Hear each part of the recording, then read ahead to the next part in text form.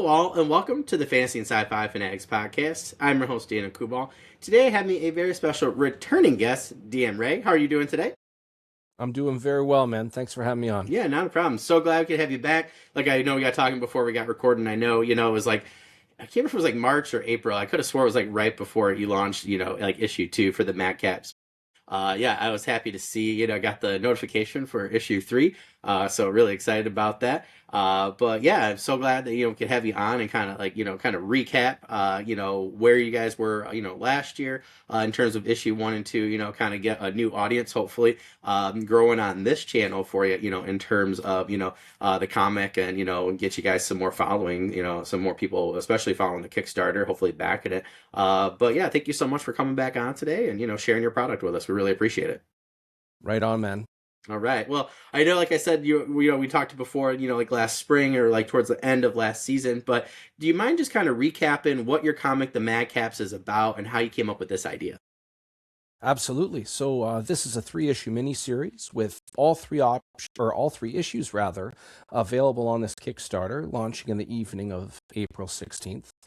And it is, to summarize it, I want you to imagine, if you will, fantasy setting. Whole thing takes place in one night. It revolves around 4 friends meeting in their hometown for the first time in a while, and they're in the wrong place at the wrong time. They end up helping the local guards stave off the beginnings of an undead outbreak, and with a couple of leads and some investigation, it's believed that this might have something to do with a local drug issue. So one thing leads to another, and we find these individuals who, these friends are not the mightiest in the realm, but they're stuck between a rock and a hard place in regards to doing the right thing. I believe most people, when they're around their friends, they tend to live up to how their friends view them. And this is a scenario where we either sit back and never forgive ourselves, or we try and attempt to do this, and we might be in over our heads. So on the pre-launch to the Kickstarter, I've revealed a little bit in regards to the synopsis for this last one. But basically, this entire night, all 4 of them have been metaphorically behind the 8 ball, and they are just catching up to what's going on, and this ends up all 4 of them attempting to hunt down a necromancer who is attempting to lay a curse on their hometown by sunrise. So this is the end of the night. They've had a couple of mini excursions, a melee, and they're not the fittest, and they're not in the best condition, and they're not well rested. They're kind of tired. It's been an all-nighter, and it's really... it's almost kind of the opposite when you hear like an unstoppable force trying to move an immovable object. This is kind of the opposite. These guys are worn out. They're tuckered. Do they have enough in them to actually pull off a win here, or are they biting off more than they can chew? It's awesome. All I can think of is like, I keep seeing all these Jean-Claude Van Damme reels. That's all I can think about is like 4 Friends, the fantasy version of that for this like kind of conclusion. Like, where he's like, and or he's got the one 4 time he friends. gets, That voice. and the one time he gets stabbed Yes. and then he like still comes out on top. He's always got something going on. But yeah, like, but I do. But I was talking to another author about this the other day because that's like kind of how it feels, for really good, I think, like like believable fantasy or sci-fi, where like somebody just comes in like super fresh as a daisy, right? You're like, there doesn't really seem to be that much at stake, right? And we had talked about like how those movies, say whatever you want about Jean-Claude, right? Like great athlete, but like to have you Yes. believe, right, that he's down and he's about to lose and then can come out on top in multiple movies, right? Like that was kind of like the thing. But I was like, good on them for, like realizing that audiences, want the hero to be on top, but also want there to be some sort of, like issue along the way, right? So that they help. There should be some gravity. Yeah. And If you want to feel like you overcame something with them. Yeah. Yeah, if you think they're going to win no matter what, there's no interest. Yeah. One thing, I think everybody appreciates the powers of a Kryptonian, like Kal-El or Superman, but most people can't relate to that. So Yeah. when you kind of do the opposite and have an intimate setting where we're not talking about wars or saving a realm, we're talking about something that happens on the streets and something that happens with people At one point in issue 2, their words are, when do we decide that we're out of our league here? And then later on in issue 2, we're out of our league, but they're at a point where there's no metaphorical turning back, or if they don't do anything, even going to get aid is going to waste critical time. I think most people can relate to, am I good enough to pull off a win here?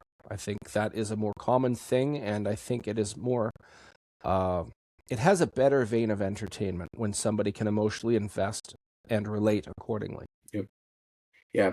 Yeah, I totally agree. And I just think of like so many, like the books behind me, like Forgotten Realms is a good example. Like there's so many one shots, right? Where like they had an author and they came in and they just did one book.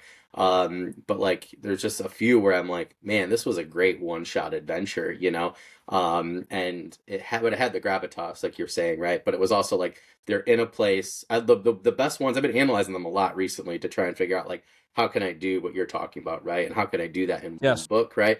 But like it's interesting, I think, because the ones I loved the most, I really feel like were like what you're talking about here, which is why I really enjoyed issue 1 and 2 for the Madcaps that you Thanks, sent man. me. So yeah, and it's like, you know, like you said, right? Like there comes to a point where it's like there's nobody else. So it's like you can either try and do something and fail, or all these people are going to die essentially, right? Or the evil forces are going to take over. So yeah, I think at some point you're just like, I guess we're going to have to give this a shot. So I think that In a that's really way, cool. that I never thought of this till now, just because of how you worded it, but very very close to Uncle Ben telling Peter Parker, with great power comes great responsibility, Yeah, or in Civil War, they kind of change it up a bit, but basically, if you could stop a bad thing from happening and you don't do it, you did the bad thing, essentially. yeah, yeah, yeah. I didn't think about it that way. Yeah, it's totally true. Um, but I like to, like, you know, with issue 1 and 2, you know, like the characters, you know, that you're talking about, you know, when we're meeting them, right, when they're meeting up, and then it kind of just goes from there. So before we kind of dive into some of these other questions, do you mind just kind of, you know, talking us, you know, about that cast of characters before we kind of Sure, dive further? absolutely. So the first thing, originally, I did not have any narration for this first issue. And the only reason I did is because many people felt they had their guard up towards Chasgo. So I decided to have Chasgo write to someone only known as Annette, just to give a little bit more, for lack of better wording, humanity. There was less unnecessary mystique, and people tend to like him narrating that first issue through this letter. And starting with Chasgo, Chasgo is a blue-skinned elf. His people live in a mountain range that is predominantly riddled with silver deposits. And humans in real life, if they ingest enough silver for a long enough time, it actually tattoos their skin blue. You can see if you YouTube Oprah interviewed, I forget the guy's name, Oh, but yeah, it looks fake. Like yeah, it looks like Papa Smurf forgot essentially. about that. But Chasgo's people, his specific group of elves, they have a similar byproduct, but also because it's fantasy, they have a high resistance to magic. Their people are considered xenophobic. They want nothing to do with outsiders. So that's a very dangerous territory to tread on rather. So mercenaries, spellcasters, veterans, mercs, soldiers, they all kind of steer clear of that mountain range. If there's another route, and if it takes longer, they would prefer the safer, longer route. Chasgo feels his people are a tad dysfunctional, so he does not. He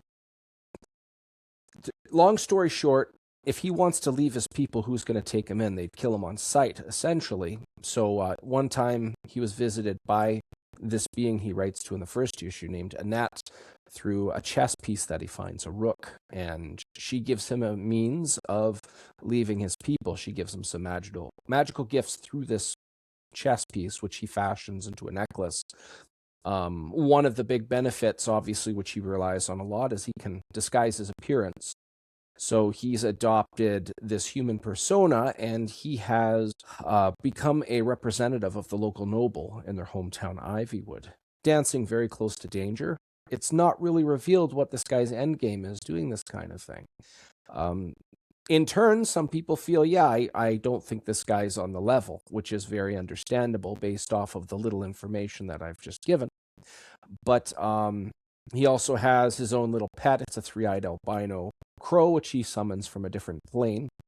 One of my favorite scenes between all of the talent that portrayed it, from letterer to inker, inker and penciler to colorist, is, I believe it's page 6 of issue 2, where it shows Chazgo concentrating and he's seeing through the eyes of his pet. And he's getting a layout of the land of this established hideout of these bandits. And it's basically like a modern or a fantasy equivalent of a drone in a way. Very Beastmaster. I liked it. Yes, very much. And Chazgo, because of all of the dynamics I listed off, he's a very careful and reserved individual. Even at one point at the start of issue 2, as all 4 of them are interrogating a couple of bandits, Chazgo threatens one with the drug in question, known as weave, and narrating in the second issue is the dwarf Sarlacc, who he says, I trust Chazgo. The other 2 not so much, but Chazgo is exceptionally careful. And Chazgo seems to be like an underdog favorite. People really like him because there's a lot of layers there that are not explained. So there's a lot to explore with for a writer. And he turned out, I'm just like the rest of them. I'm really happy with how his character has turned out, from visual and everything else. He is a textbook case of not judging a book by its cover. That's for sure. I already mentioned Sarlacc. I'll move on to him next. He's a full-blooded dwarf. His people, they left the mountain range generations ago and decided they wanted to work the soil and have livestock and be farmers. But as stubborn dwarves tend to go, they wanted to farm in the middle of swampland. And over time, over generations, they've been able to terraform and move out. Because, I mean, it's fantasy, right? So swamplands are not going to have the nicest of things. Culturally speaking, Sarlacc is very good at tracking down and pacifying things that go bump in the night. As he was getting into his adolescence, he felt a calling to move into Ivywood, which is predominantly human and orc. In this story, you don't see much of the orcs in Ivywood. There's a reason for that, which hasn't really been explained. But Sarlacc wanted to be a beacon of light for those less fortunate than him. So he's very devout to something known as the divine, and he has some interesting byproducts to that, which mostly involve with light. He has a protective ward. You see it in the first issue. You're definitely going to see it in the third issue. If you go to the pre-launch now, or if the Kickstarter's already, if you're watching this and the Kickstarter's already launched, one of the covers by Jay Sloan, you'll see some really cool skeleton, dwarf on skeleton action, some skull splitting awesome, if you will. But Sarlacc is, because of his devotion and because of his knowledge as being basically a farm boy, he's a very interesting character, choosing to be different in this place that isn't really a lot of dwarves. Sarlacc is kind of the individual that says, I accept that I'm going to be different, but my calling, it's irrelevant to what I need to be doing here. So I'm okay if I don't fit in. I don't care per se if some are going to make fun of me, but my actions will win over the people that matter. The other little guy, who is a little bit shorter than your average dwarf, his name is Dun and Eenie. He is a half dwarf, half gnome, a gnomish mother and a dwarven father. He has this odd byproduct. He's not sure where he's inherited these abilities from, but much like his mother, who has control over nature in a magical level, Dunnan appears to have a similar control over metals and crystalline structures. One neat contraption he's made from that is this telescope, which peeks over his shoulder, and he can blast raw arcana out of it, kind of like a shotgun. And although he draws from both bloodlines, he has a hard time fitting in with either culture. One of the interesting dynamics because of those things is he can bond just as closely to a friend as he can a family member.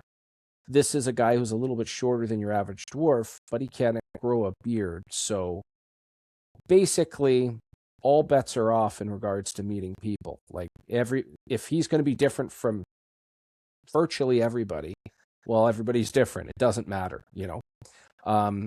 The inside page of issue 1 has a quote of Dunnan speaking to his dad, and all the things I just said, he kind of reflects on that in one form or another, talking about how his friends they've done just as much for me as any family member. Dunnan is referred to as essentially a social facilitator. He is the kind of guy that he always thinks he's the dragonist as opposed to the antagonist. He is a big fan of getting other people to be their best. And because of that, this entire story starts with him bringing Madrakis into Ivywood to meet the other two for a chance of some employment. Spoiler alert, obviously they don't get to that in these 3 issues. This is the night before any of that can possibly be considered. But he's a neat little character. He's a lot of fun. I think it's really cool to see a little guy that walks next to a tree and can just reduce it to splinters because of his contraption. I find that very amusing. Fishley has a cover drawn by him for this newest issue, and it's going to be lava foil. That's cool.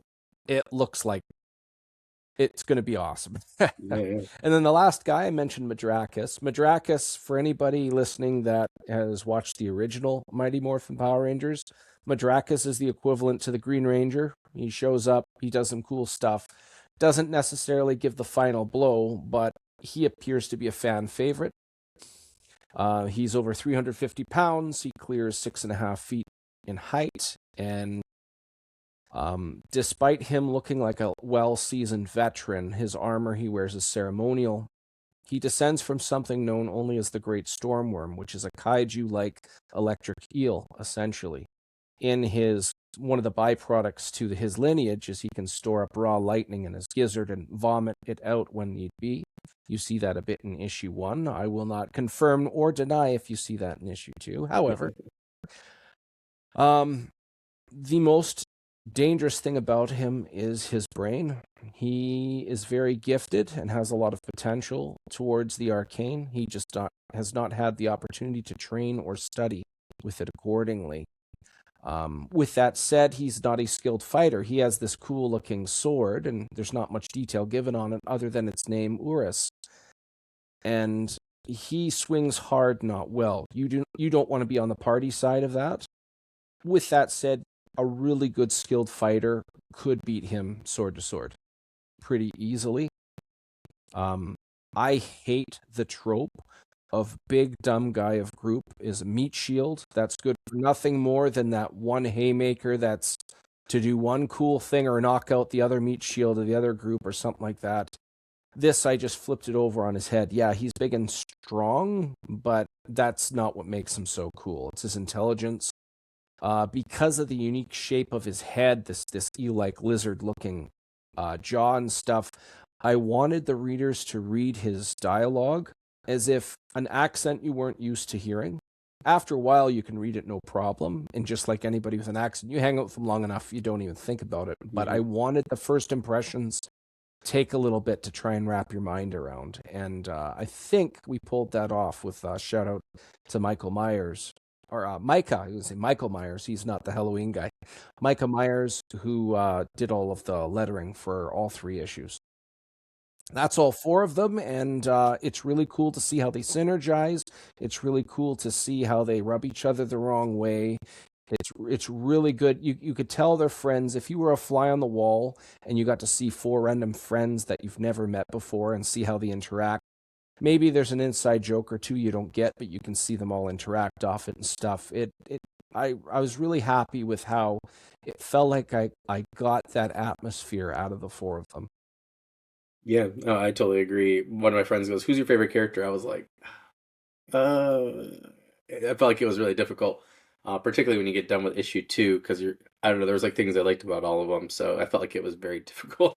I was like, well, you're Thanks, gonna man. have to. I was like, well, you're gonna have to read them to figure out who my favorite character is. I just like flipped it back, but I do think it's not very often I feel like you can say that with something, whether it's a comic or a show. Like Will Trent, really liked that show. And like one of the detectives after like a certain point in season two, like just immediately became my favorite. Everybody else I kind of liked, and he's not the main character, but like they wrote him in a way where he makes him more human. He gets really good storylines versus just being a trope. And I think Hmm. that's like what we talked about, right? For which I remember like from our first interview. So people check that out. Like we talked about, like your experience, with your friends and like gaming and different things, and really trying to make each character feel like they're a character and not a trope. Yes. And I feel like it was really between issue one in particular was really well established. And I think that's what Thanks, my man. friend asked me. I was like, because I shared the Kickstarter with him the other day. But I just said, I was like, yeah, I don't know. I was like, maybe I'll know by issue three. Because I feel at times like, I don't know, they're just really cool characters. So I guess that's my point. And each has very unique things. And I like really unique characters, and ones that I'm not going to typically see, particularly for like fantasy and like in this type of setting. So I thought that was really cool. Thanks, man. Yeah, One thing I tried really hard is to have, you've kind of touched on a little bit, is balance amongst the characters throughout the story. that's a good way to put it. I wanted them to all feel like they had some type of relevance, and every time I considered any character in regards to, are they in it enough or are they in it too much, I would ask myself, if I took them out, does the story still fit, but would it change the story? If they're too much in it, then you don't have a story. If they're not enough, then they're irrelevant. So I wanted it to have it that kind of sweet pocket. One of the first examples that comes to mind is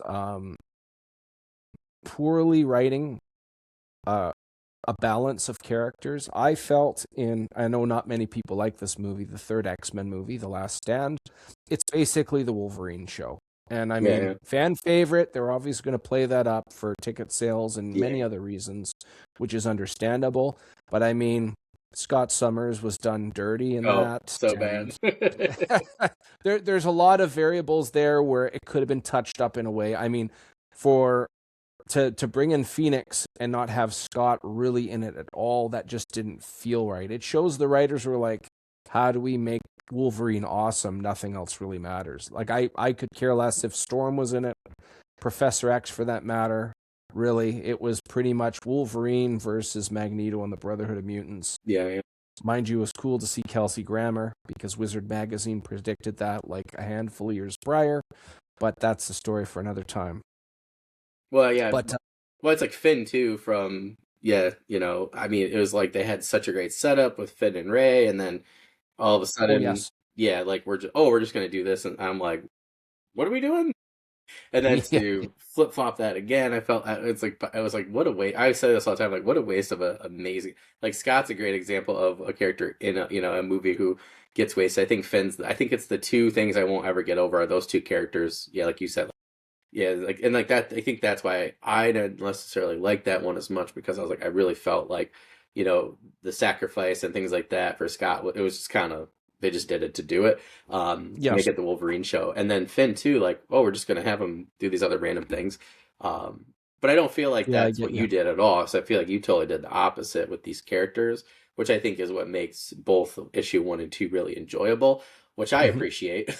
Thanks, man. Because I Appreciate it. can't ever because we're talking about it, right? And I talk about it here all the time. Between those two characters, there's a couple others I know I'm forgetting, but yeah, like because people remember that kind of stuff. It's like with coaching. Like I had kids where they're like, "Oh, this coach made me stop wanting to play this sport," or whatever, and or like this teacher made me, want to not, take this class or whatever, or I don't enjoy the subject area as much, and then I find that that's like very similar, type of experience. Like people remember a character that was done dirty by an Yes, author, a definitely. director. So, yeah.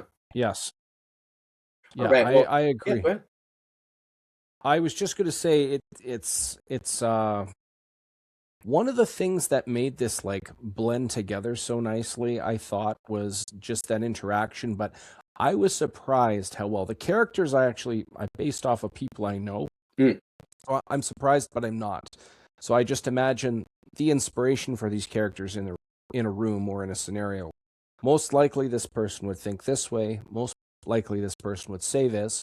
Most likely, this person would do this, and with a little bit of massaging, for lack of a better wording, to maintain that balance. it just felt right. This is my first time on the creative side of a comic book, and I'm very happy with the story side. I'm not going to claim I'm the next Peter David. I think that would be unfair. But what I will say is I'm proud with the product, and I would be comfortable with having it in the same comic rack of anything written by Peter David. Well, I got to say, so for these two issues, for you, like my friend Alan Silverwood, if people haven't checked out his stuff, super great Kickstarters. There's like one other like Concrete Comics. There's a couple there that I'll back for like Alfonso and a couple other people. I love their artists in particular. But I felt like between you and Alan, like this was like, so I was like, I've always wanted to do graphic novels. That's why I was really going to do illustrating and stuff. Now it's been years since I've drawn, and like really well, and I got hand surgery and stuff. So for me, I'm like, now I'm about to publish books this summer and this year Good for for you, man. short stories. Well, and I'm like, I want to write. So I've been talking to Alan, and I'm like, he's like, well, I can hook you up with people. But then I got roped into doing a couple bigger projects that I'm gonna have to finish first. But like when I'm reading these two issues for you, I'm like, oh, this is something I want to write. Basically, is what it is. And between yours and Alan's, I'm like, oh, I got to do something at some point, even if it's just like one issue. I'll be honest, like, but yeah, it like really made me feel like I had to have a good story in here. Something from all these notebooks that I could change from a novel and change it into graphic novel, or at least a couple of issues, because it was just so fun and I loved the art. It's a great product. So for me, it really got the Appreciate not it. just the comic side of me, but also the writer side, being like, hey. And I said to Alan, I was like, hey, check this out. He's another one of my friends, like I said, does Kickstarters and stuff, and we were going like back and forth. He's like, oh, that's super cool. And actually, like issue 2 was really the one where I was like, hey, I really want to do something like this. So I think that people, even if they're not all the time like really into comics and stuff like I am, I think that you can get a lot out of different mediums. Like we're talking about movies, games. Knights of the Old Republic, the original one, I think is a Yes. great example, right? Halo. We talk about games on here all the time. So I just want to Hmm. encourage people to check out your Kickstarter. And this is a great opportunity, right? Where you have issues 1 through 3 out now, so it's a great time, just to come in and get the bundle and get the whole story from start to finish. So yeah, so I think this is a great time for people to pop in, which is why I know some people are like, "Wait, you're interviewing somebody for issue 3 out of 3?" I was like, "Well, technically, we're doing 1 through 3 is really what we're talking about." So I think sometimes people Yes. forget, right? But I also think that's smart too, that you and Alan offered that ability. Because I know some people are like, oh, if I have issue 1 out, I'm only doing issue 2, and I'm like, I'm a dad, I just missed it. So I'm like, can you just help me out here? And I like that more and more people are doing that, so if I like something or see something for the first time, because there's so much out there, I think it's good because then you can just get the whole story. And then it's good for you guys too, right? Because then somebody's going to back on a higher tier. So I think there's a lot to be learned. Like I'm doing this later on for my prequel novellas. Once I get all 3 done, I'm going to be like, okay, you can buy the special edition for 1, 2, and 3, or buy like the set, and they'll come in like a cool thing. But then, that way, if people just want to do a one shot of it and get the special edition, they can just do it that way. So I also think there's a really good, like for your guys as in Allen's, I think there's so much to be learned from anybody who's trying to run a Kickstarter by just like what it looks like, how they really should be ran, and really like what a really good product is. So that's where I would encourage people, not just for the story, but just at least go check it out, just to see how you guys put up, how you put everything together. Because I always think it looks really, really good with both of the issue 1 and 2, and then this one for 3. As soon as I saw it on your Facebook, I went and I checked it out, or I might have gotten the notification from email. I forget. I was wild on vacation last week. My kid was sick, so but or 2 weeks ago. So I checked it out, and I was like, oh man, like I was so excited. Was that the trailer you saw? I think so. Yeah, yeah, yeah. Yeah, the trailer. Yep. It's funny. Most interesting thing I like about trailers, I feel they're very important.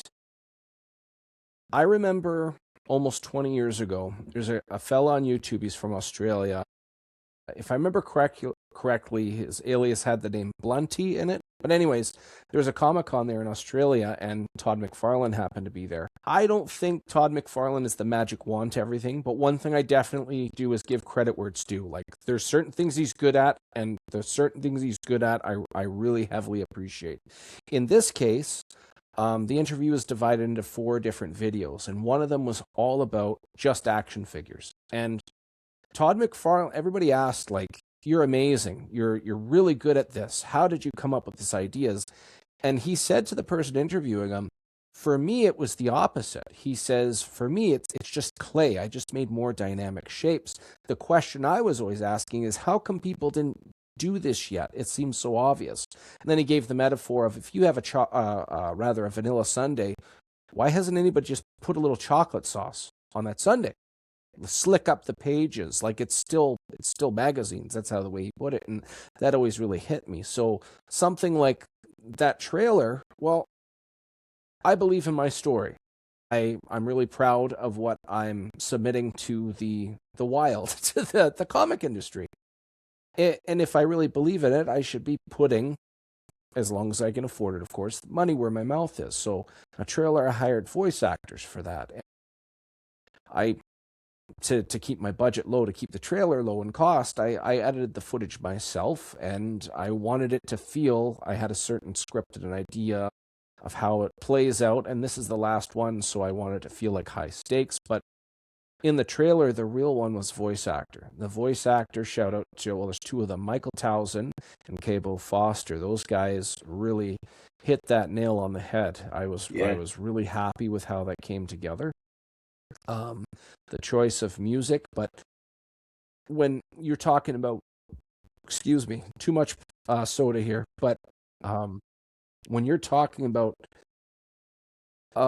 inspiring others in regards to Kickstarters, trailer is a big one. Trailer is what's going to make or break. If you have an indie movie and you know nothing about it, a trailer will make or break that movie. You need something that is, tell me more. You want to be vague enough. You don't want to be like a lot of movies. They spoil their show, or their movie rather, in the trailer. You don't want to do that.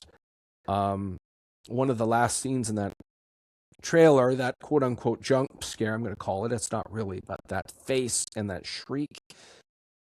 That's in the first half of this last issue. So I don't want to spoil it, but based off of the trailer, there's a level of intensity, because in issue 1 and 2, these are characters nobody's ever read about before. I needed to establish character, and I needed to establish where the story was going in a short 2 issues. And now that I've established and justified all of the combat that's about to happen, now I get to, I've said this in other podcasts, throw down like Greeks holding dishes, hashtag Opa, and let the sparks fly. You know what's going to happen. I don't want to show it, but I do want people to anticipate, hence the trailer. Yeah. And I think every Kickstarter should have something of that caliber. Yeah, no, I agree. Yeah, and I think that it's again, like, I have been looking at a lot of things for the last couple of years. I know right away, like my prequel novellas, I'm like, yeah, I'm gonna do a Kickstarter for them. Like, I just got my updated cover from Get Covers. They did an amazing job. My friend Corey started it, and then Nice. I was like, hey, I need this switch, and they went from there. So that's where I'm like, ooh, now I'm like, I'm gonna about to put the new cover in for my trailer, and then I was like, ooh, and I had some people look at it, like, oh, this is really good. Maybe do 1 or 2 things, and now all of a sudden I had this totally different idea to make it so much better, because I was just like, it's only 60 seconds, but I worked on it for 2 years. I'm like, but it's like, I might as well make it as good as possible. I learned some new stuff recently, this last like 6 months and stuff, for like audio visual, just new stuff, in terms of like Adobe Express, Canva, putting stuff together. So I was like, oh no, I'm actually going to try this instead. But that's what I've been talking about with a friend of mine for a project that we're working on. We're so adamant about making, I actually had used, like, Alan's seen yours. He's actually with me too, for our little project that we're going to unveil soon. By this time we'll have already, doesn't matter, I guess, because we'll already have unveiled it in a week or 2 from now. But it'll be interesting, I think, for people on our team to really look at, like, your Kickstarter, Alan's past ones. I have a couple others. I'm like, these are just Kickstarters that were just done really, really well, or you each had something unique, whether it's your trailer or whether it's somebody's tiers or something like that. Right. I'm like, study Kickstarter. Like, I haven't done one I yet. hear you're a student of the game. Yeah, like, I'm like really Yeah. paying attention. Like, I don't just buy Yes. stuff. I'm like looking at everything you guys do to try and be like, like you're saying, right? Like, hey, what's that chocolate sauce I could put on, that really makes people, really want to, like, do something, and, really put their money where their mouth is, so to speak. But yeah, I think you're totally right. I think it's super important to really think about, what those like finer points are, and you were in a position, it sounds like, to do something really cool and unique. So I thought it looked Yes. terrific. So I think that Thanks, was man. super well done. But yeah, that's super cool. I know we're winding down on time. I don't really care about the questions because we're just like popping, and this has been great. So I'll just kind of keep us going on like kind of like this track, like in terms of this story, like, and again, we talked a little bit about it, like last interview, for when issue 2 came out, but like, and I know you talked a little bit, right, last time about some of your plans for this issue. So I'm kind of curious if we're going back, right, and people are watching that first interview, or you and I are going back and talking again about this issue. Do you feel like you did what you set out to do? Do you feel like you did it better? Like, how do you feel that you ended this like 3 series, like this trilogy of comics? Like, how do you feel like it went from like your beginning plan to now? Like, did you follow it? Did you tweak quite a bit and just like make a lot of improvements? How do you feel about like the overall kind of like experience? Well, a lot of it, I believe I anticipated correctly. So when I was a kid, I loved drawing comics. It's not something I got to sharpen. Life got in the way. But I took a comic course before I was even an adolescent, where I learned to draw comics, from the pencils to the inks to the colors and the lettering accordingly. And, well, there was with having that knowledge as a foundation, I understood if I was going to write, I wanted to write a script.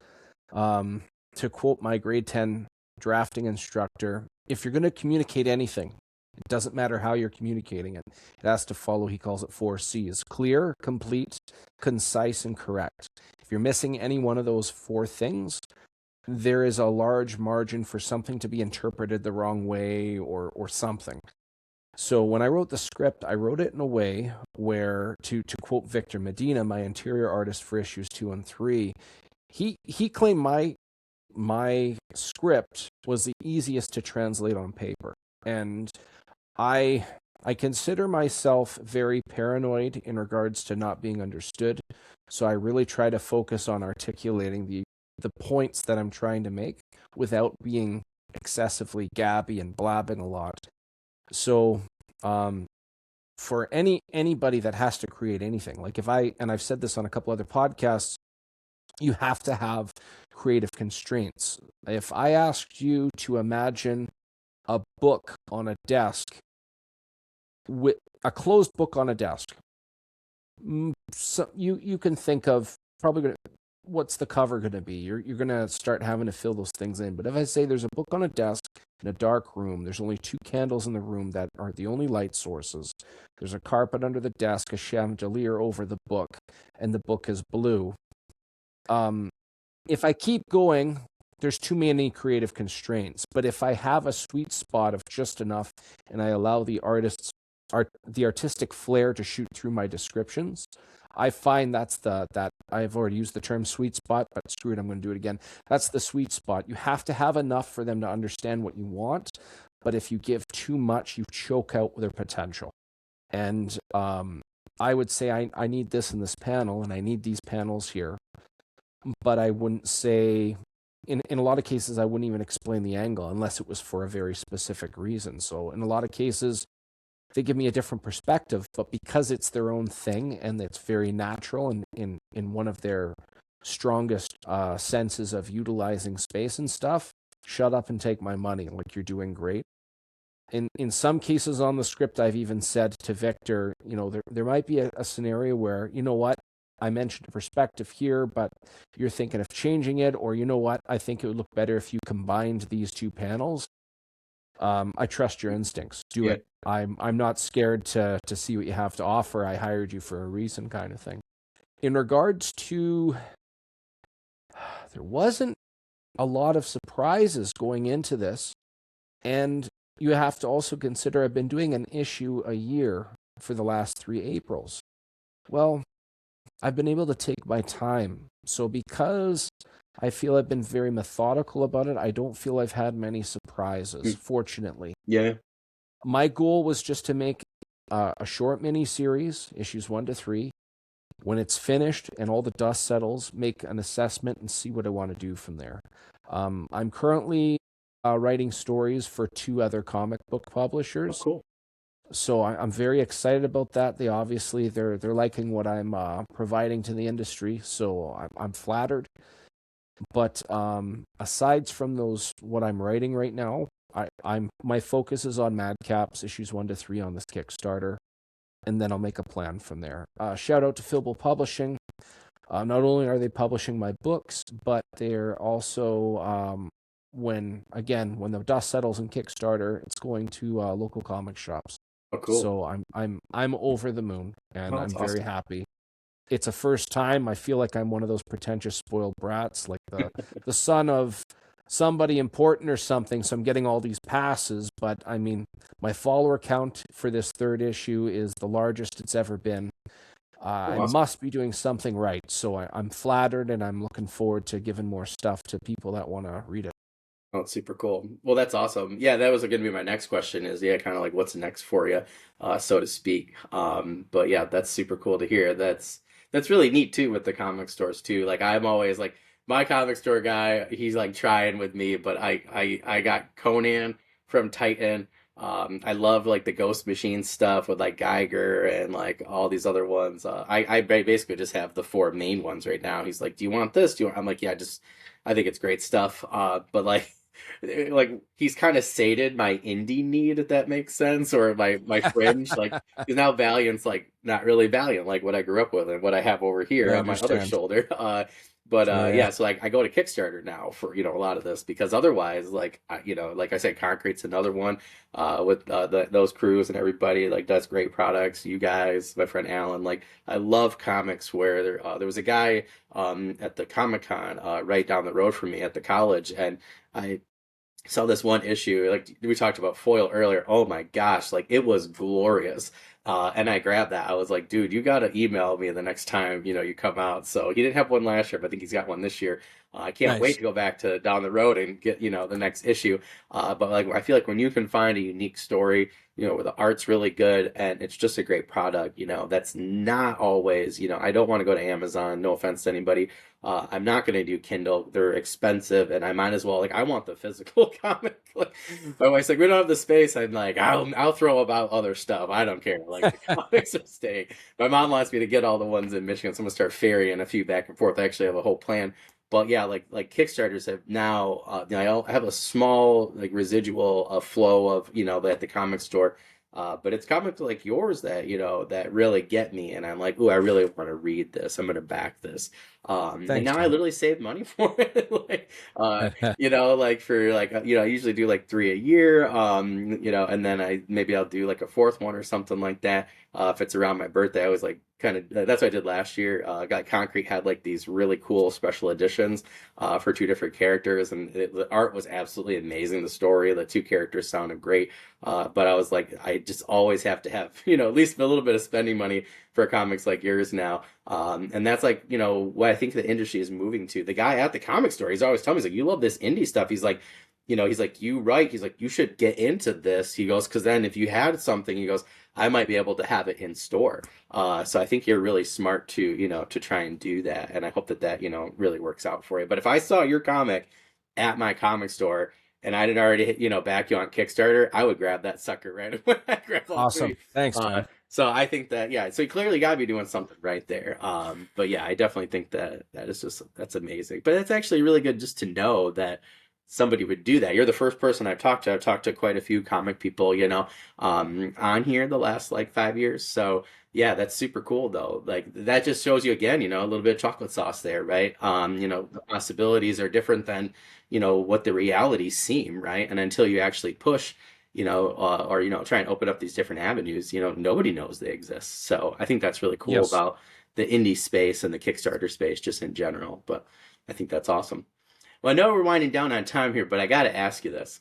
Now that you're going to be winding down with, this third issue, if you could go back in time and talk to yourself before you started, what was like the one piece of advice you would give yourself just for this project? I don't know if I give advice, but I Ooh, would like that. I would reassure certain hesitations.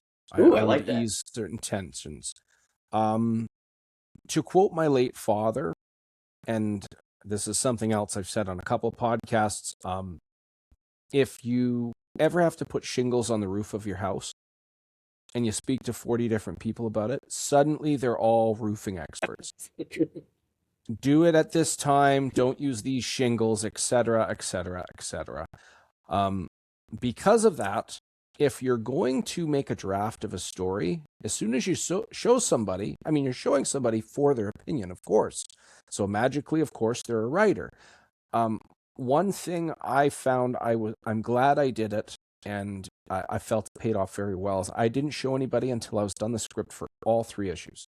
One of the reasons I waited is because if I had any opinions before I finished the story, I might have some really cool suggestions, but they might veer me off where my end game is going. But if they read the whole thing, any suggestion they give is going to help assist to get towards my end game. So that, I think I would just reassure myself of certain mild hesitations. You're thinking the right thing. Go ahead and do it. I think that's what I would do. That's super awesome. I think that's good advice too, right? Like you're on the right track, right? Like I wish I could go back in time to my prequel novella and be like, dude, you are not on the right track and you have messed up so badly. Like it's gonna be like a 3-year fix, just with aggravation and lack of experience. Because the other stuff I have written and have been editing, like this is as deepest as I've gone to release something. But yeah, so I'm so glad you were opposite me. I want everybody to be opposite me forever. But yeah, I think that's really good advice, though, that you give yourself. That's super awesome. But I'm also glad that that's how it's been for you, too, because I don't want anybody's production schedule or snafus to be like mine. Because, yeah, it makes you have gray hair and you lose some eventually. But that's super awesome. Well, I definitely want to make sure we got enough time, because you are on Kickstarter, and like I said, we'll have this out, and as of right now, right, the Kickstarter will launch, either today or tomorrow when this airs. So, do you have any news updates? We talked a little bit about new projects and stuff like that, but where can we find you? What do you got for people? All those good things. All my handles. Okay, well, you can find me on Instagram as Raymond the DM. DM is just short for Dungeon Master. I like to play D&D. You can also find me on Facebook as DM Ray. You can also find the Madcaps Facebook page. And those are the main ones I'm on for social media. But as of April 16th, depending when you see this this podcast here, the Madcaps is live, all 3 issues. There's a couple of cool different colors. One is an homage to Final Fantasy from the 80s. One is there. You can buy all 3 issues in a special edition trilogy with brand new covers. When you assemble them, it makes one picture which depicts the last act of the final issue. It's deadly. You can find it on my Facebook page, depending when you see this. I even made a cool little trailer for it, which is really awesome. There's also, in regards to all of the covers, there's one lava foil, there's one glow-in-the-dark of Chazgo. Everything white in that is going to be glow-in-the-dark, which is awesome. Everybody loves Madrakis. There's a really good one of Sarlacc we already talked about. There's a main protagonist cover, which was actually the warm-up sketch before doing issue 2 by Victor Medina. I loved it so much I wanted to be the main cover for issue 3, which it is, the main protagonist cover. And then another piece I always consider these 2 individuals combining forces to be a crown jewel of mine is Harv Salteras, who did the Dan Ketch era of Ghost Rider, the first year. He did basically the first 12 issues, interiors and covers. He did the main antagonist cover for me, and it was colored by Dan Kemp, who's colored basically Spawn issues 50 to 150, the John Romita Jr. era of Amazing Spider-Man. Combining those 2 guys that have worked on Marvel and Image's equivalent of Hellspawns was a really cool thing. It's the second time they've done it for me, and is my inner child is always super happy to have that awesome combo of talent. Anyways, putting all that covers aside, there's many other things. There's a map of where this takes place. You get character sheets if you like playing D&D, which are each character is modeled after a 5th level character from 5th edition D&D. T-shirts, there's blankets, there's so much cool in there. You're just going to have to go and check it out. But most importantly, have a look at that Kickstarter and see what's going on. And also, if you find me on the socials that I mentioned, if you scroll through, there's lots of cool updates of me talking about everything from issues 1 and 2 and everything coming up in issue 3. Lots of awesome things. I could go on and on. I'm just going to stop here. Well, I just want to remind our audience that all sounds amazing. Again, you gotta go check out the Kickstarter. If you haven't checked it out by now, like you're just wasting your life. Like you just gotta go check it out. You'll learn something from it, and you'll like something, I guarantee. Thanks, But make man. sure you guys check out the description here. You can find all of DM's, handles and everything. The Kickstarter link, of course, will be in the description. So make sure you guys go and check those out. And please, please, please, please, please, please, once you get there, make sure there's a few things you can do to help out Kickstarters. Like even if you don't buy something or whatever, please share the link. Please try and at least give a like or something like that. There's all sorts of things you can do to help people in that algorithm. So just want to throw that out there for people. But this has been great, my friend. I cannot wait to check out the third issue. I have to at this point. Really, I was a little worried about doing like individual like reviews for like issues 1 and 2. So I'm actually just gonna like do them like kind of all at once. So I'm really excited about that. I'm actually opening up to like reviewing comics, and I'm gonna kind of do it that way because I've got some feedback from some people with some stuff I did. They're like, well, it's kind of short and stuff. They're like maybe like do 3s or 5s or whatever the sets are. So I'm gonna do it that way. So you're gonna be on my list for later on. Once Appreciate I it. get the everything. Yeah, I'm definitely back in this one. So, but yeah, if there's anything else I can do or anything else you need, please just let me know. Email, send it to me. But yeah, I'll help you get this out there, and I'll just keep sharing. And I can't wait for this to be backed and to have all 3 and. Gonna do a little something cool behind me, and it'll be awesome. But yeah, That'd anything be I can awesome. do, yeah, let me know, man, and I'll get it out there for you. I really appreciate the work and the time that goes into a project like this, and I'm really excited to wrap up the adventure with these characters. So thank you so much for writing something so cool. I'm flattered, and I'm happy to be able to pull this off. It's awesome. All right. Well, we want to again thank the audience for coming. If you guys, like I said, if you could just share, like this episode or the Kickstarter link, we'd really appreciate it, guys. But I hope everybody has a great rest of the evening, and we'll see you guys next episode. Thank you guys so much. Have a good one.